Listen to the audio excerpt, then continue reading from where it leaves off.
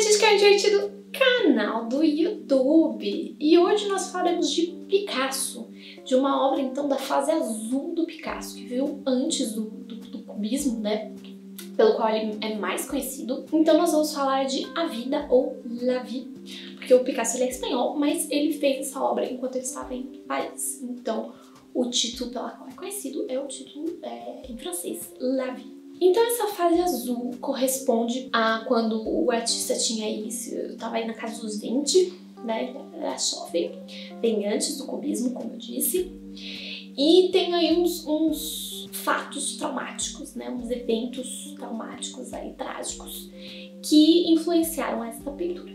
E então a fase azul aí aconteceu mais ou menos de 1901 a 1904 e representa aí temas depressivos, melancólicos, em tons azulados.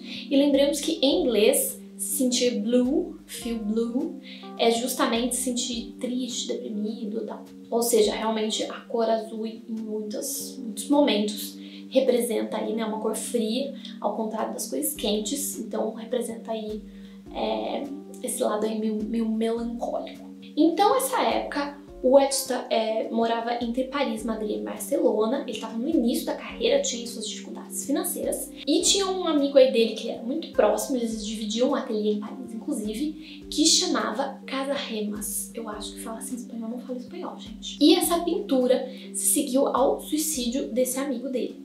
Então os dois tinham ido juntos para Paris, dividiam lá o ateliê deles, e daí o Casarremas se interessou por uma modelo de artistas, né, uma modelo de pintores, né, que ficava lá posando enquanto os caras pintavam, que se chamava Germaine Pichot. E só que a Germaine rejeitou o carinha, e daí ele ficou todo deprimido e o Picasso levou ele de volta para a Espanha para tentar, né, ajudar um amigo e tal. Só que ele estava tão perturbado que ele voltou para Paris sozinho, sem avisar. Aí ele organizou um jantar. No meio do jantar, num restaurante, ele leu um texto lá que ele tinha escrito. A Germaine estava presente no jantar. Aí ele leu o texto, atirou nela, atirou nele mesmo. O tiro destinado a ela não acertou, né? Ele errou, mas ele mesmo morreu algumas horas depois num hospital. Daí, quando o Picasso ficou sabendo, ele voltou para Paris. E ele continuou pintando no ateliê que ele dividia com um amigo. Então, vocês imaginam como ele pode ter ficado perturbado e deprimido e tal. Aliás, eu li sobre essa pintura a primeira vez quando eu era criança, porque minha mãe tinha um livro do Picasso aí, e eu li toda coisa, tipo, para lidar com o fantasma do amigo. Eu já fiquei achando que ele tava vendo alma penada, eu fiquei morrendo de medo dessa pintura. Mas não, gente, é mais com o sentimento da perda do amigo e tal, não é necessariamente um fantasma lá, tá? Se vocês lerem isso em algum lugar, não assusta não, igual a Aline assustou quando era criança. Então a gente vai tentar interpretar essa obra. É importante saber, primeiramente, que o Picasso raramente explicava as pinturas dele. Ele achava que a pintura fala por si mesma, que o negócio do artista é a arte, não ficar explicando, então que a pintura fala por si mesma.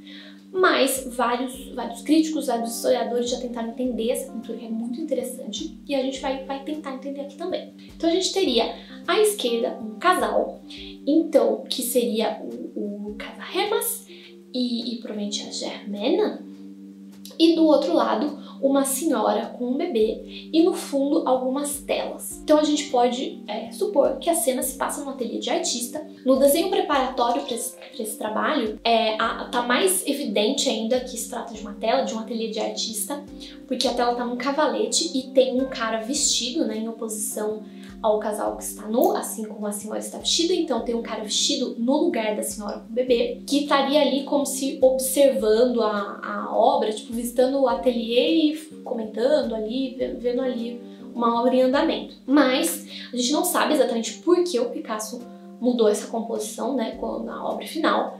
Mas o fato é que a composição final, a gente vai ver ainda por quê, mas ela tem um tom muito mais universal. Ou seja, que pode tocar muito mais pessoas em vários contextos aí diversos. Então, primeiramente, a gente pode ver que a mocinha que está abraçando o Casarremas, ela tá nua, enquanto ele tem um tecidinho aí sobre as partes íntimas dele.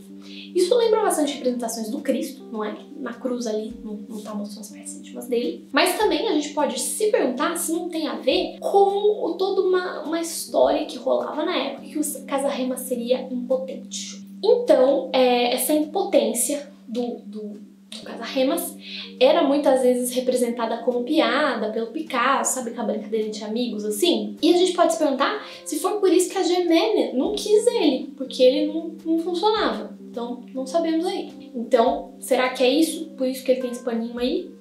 Não sabemos. E é interessante também olhar que o Casarremas tá com o dedo levantado assim, né? Não dá pra eu fazer exatamente do jeito que tá o dele, por causa da posição que eu tô aqui na câmera. Mas então ele tá como se apontando para umas pinturas. A gente pode se perguntar se esse dedo enriste, né? Se esse dedo levantado não é uma alusão aí à potência masculina, não é? Para não ser censurado aqui pelo YouTube. Então, a gente pode se perguntar se é isso, ou se ele está apontando para essas pinturas de uma maneira assim, como se o artista morre, mas as suas pinturas perduram, suas pinturas ficam, mesmo ele morrendo, então uma maneira do artista vencer a morte. E eu também reparei que a mãozinha que ele faz é muito parecida com a mão do Deus na Capela Sistina do Michelangelo, quando Deus está dando vida pro Adão. Então aí o toque criador do artista é parecido com o toque divino que cria as coisas. Existem muitos paralelos às vezes na arte, nessa coisa da criação divina com a criação do artista e tal. Então tem toda uma discussão aí. Em seguida, a gente pode pensar ainda nessa pintura de uma maneira geral como uma alegoria do amor profano, né, o amor romântico, o amor de casal, então que seria o casal, né, a figura do homem e da mulher nus, e eles estão nus, né, fazendo alusão a uma coisa mais carnal, sexual, aí realmente o amor romântico, né, o amor profano, em oposição ao amor sagrado, maternal, que seria aí a senhora com o bebê, que pode lembrar aí algumas representações da Virgem do Menino Jesus, apesar da mulher ser bastante idosa, né? Porque provavelmente esse quadro representa várias coisas, tem várias teorias, então pode ser que ele represente várias coisas ao mesmo tempo. Então a mulher seja idosa por causa de outro significado ainda.